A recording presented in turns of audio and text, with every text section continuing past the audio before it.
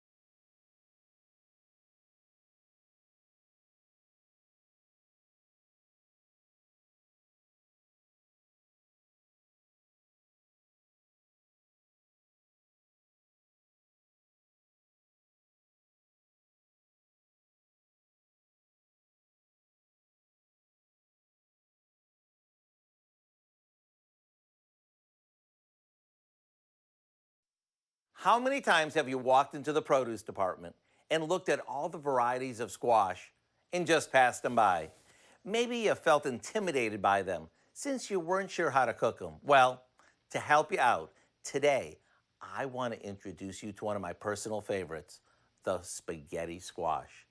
As you can see, they're yellow and oval in shape. Although there are a few different ways to cook them, we like placing a whole spaghetti squash in a large soup pot with about an inch of water. Once the water starts to boil, we'll cover it and let it cook for about 20 to 30 minutes or until it's fork tender. After letting it cool slightly, cut it in half, remove the seeds, and with a fork, scrape out the pulp. As you can see, the squash looks like strands of spaghetti.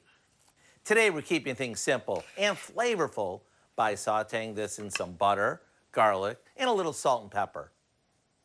Right before taking it off the stove, sprinkle on some slivery basil. Then it's time to dig in. Talk about a delicious way to enjoy a low-carb and keto-friendly side dish. To get the recipe for what we call our garlicky spaghetti squash skillet, check out our website. I'm Howard in the Mr. Food Test Kitchen, where today we found a swirly spaghetti squash way for you to say, ooh, it's so good. All right, Howard, thank you. There's more to come on News 3 Now at noon. Up next, a sunny and mild first day of fall. Meteorologist Chris Reese has a look at what's in store for the rest of the week in your first alert forecast.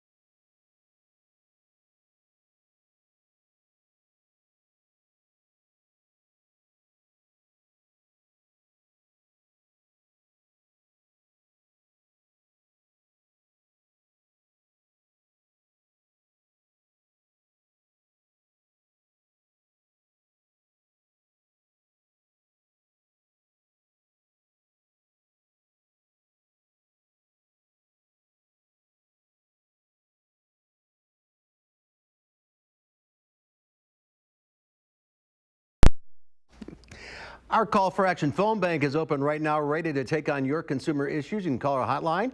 Volunteers will help you with any consumer complaints. The number is 608-270-2833. The service is open every Monday, Wednesday, and Friday between 11 and 1. Let's check Wall Street at the noon hour. The Dow Industrials up 29 points, the NASDAQ up 10, and the S&P 500 is up about 3.5. Q106 Farm Director Pam Yankee out of the radio barn today, so here are your farm numbers.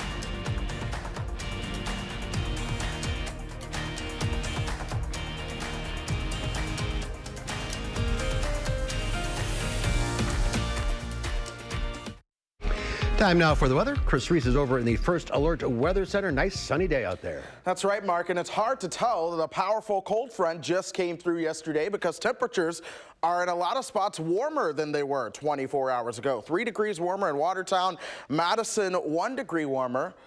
But that's the power of cloud cover versus sunshine. That sunshine out there today, keeping us on a warmer note. You know the cold front came through because it is a lot less humid. Dew points have gone down from the 70s and into the 50s. This is that drier air, and with that drier air, folks, we're seeing a lot more sunshine. High-resolution Doppler free of any kind of shower or thunderstorm activity in Wisconsin and really a large part of the upper Midwest. We're watching some showers as you work your way back towards, say, parts of Michigan, and that's even moving away from this part of the country. So things are certainly drying out for us, so that's some good news. Again, plenty of sunshine out there. It's really even hard to find anything in the way of some cloud cover. Temperatures are into the 60s, 68 right now for Madison. Mineral Point has now jumped up towards 70. Lone Rock still at 69. All of us are going to see those temperatures into the upper 60s and low 70s today, so it'll actually feel like fall, and that's good timing because today is officially the first day of fall. The autumnal equinox occurred at 2:50 this morning. What does the autumnal equinox mean? That means the sun's rays are directly on the equator, giving us 12 hours of daylight and 12 hours of night. Get this, the sun's going to set at 6:53 later on today. It will not set beyond 7 o'clock until March of 2020. So we are entering into that time of the year, and temperatures are going to be staying on the cooler side as we go through tonight. Again, more sunshine this afternoon. Temperatures topping out around 70. We might see a few passing clouds overnight tonight. Look for lows into the low 50s. But then something happens. Winds start to turn out of the south. We warm up. We start to see a little bit more humidity as we head into your Tuesday. So today is your one true day of fall that we've had so far in this first day of fall. Then Tuesday night into Wednesday, a line of showers and thunderstorms works its way into the region. This is a cold front. Once that pushes towards the south and east, I actually think we will get in on a little bit more of an impressive shot of fall. This is this push of colder air that'll be in town for the end of the week and into the weekend, settling in over the upper Midwest. But watch what happens as we get towards next week. Another ridge of heat begins to build. Strong southwesterly flow. That's going to bring in more moisture, more humidity, and more warmer temperatures that will be well above average. And folks, that's unfortunately something we'll likely see for quite some time. The eastern half of the country is projected to be well above normal as we go through the end of September into early October. If you're looking for fall, you've got to go towards the western part of the country. This is likely where a lot of the cooler air will be. But this will also potentially continue all the way through the first week of October, maybe even into the second week of October. So we are still hanging on to summer right now. We're a little hard pressed to truly find that fall weather. But today is a good fall day. Thursday will be a spectacular fall day, and then we'll see more chances for some showers and thunderstorms, especially this weekend and throughout early next week. I do want to say, though, I was looking at some of the model data, and I'm really hoping this pans out because I want to see good fall color. I know a lot of folks like the fall color. Some of the models are trying to come in a little bit cooler, maybe pushing that ridge of heat a little bit further towards the south and west and giving us some more of that cooler, more fall-like air. It's just, we've got some time to get there. Models change all the time, but yeah. Hot summer marches on. Yes, it does. We will see when fall arrives. All right, Chris, thank you. Well, there's more to come on News 3 Now at noon. Up next, Linda Barch from the Bruce Company is here taking your plant and garden questions. 270-9933 is the number to call. We'll be right back.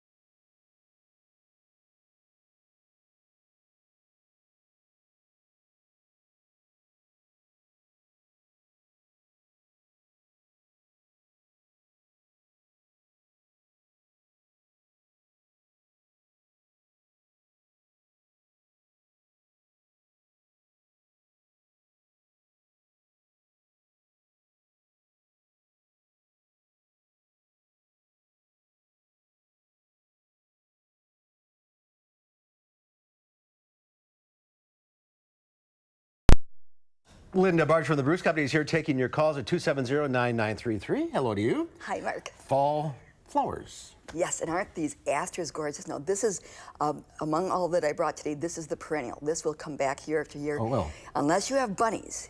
Bunnies love to eat these, but otherwise, isn't this glorious? It is. I love the color. I know. I think that's a spectacular show. Mums, of course. Different colors of mums, and then I have a little pepper down there, and I was asked whether you could eat those. If you do, be careful. I think they're very, very hot.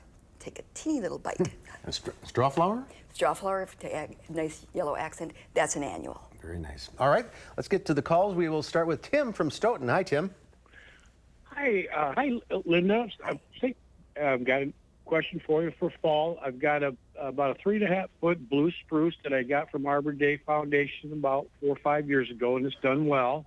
And I need to move it. It's in my orchard. And can you give me a little detail on the proper way, and is this the right time of year to move it?